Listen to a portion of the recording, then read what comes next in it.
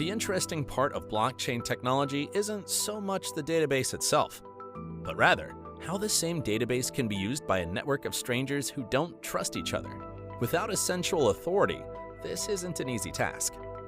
To achieve it, blockchain networks rely heavily on a mix of game theory and cryptography. In this module, we're going to take a deeper dive into those mechanisms. It wouldn't make much sense for your bank to have a public document detailing every transaction between users. Due to their centralized client-server model, they can validate transactions in private. A blockchain, though, is a public database. Everyone needs to be able to look at a transaction and say with certainty that it's valid. If someone adds data that says, Alice gives 50,000 coins to Bob, how can we tell that Alice actually authorized the transaction?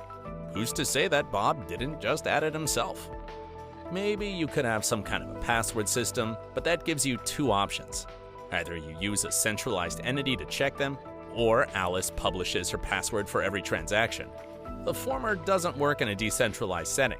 You might as well just use a regular database. The latter doesn't work because everyone would know Alice's password. After her first transaction, anyone could make a transaction masquerading as her. To get around this, we use some cryptography, which involves the transformation of data for the purposes of secure communication. Even if an adversary intercepts a message from Alice to Bob, they won't be able to decipher it without a special key. Something like the Vignere cipher is what we call symmetric encryption. For example, we can use the key HODL to transform our plain text into ciphertext. It's not impossible, but it'll be time-consuming for an adversary to figure out what the plain text is without knowing the key. However, if we give someone the key we use to encrypt the message, they can use it to decrypt it. That's why it's symmetric. The same key is used to encrypt and decrypt. The thing we're interested in here is public key cryptography, in which you use a pair of keys, a private key that you keep secret, and a public key that you can share. Both keys are linked, so by using your private key, you can easily generate the corresponding public key.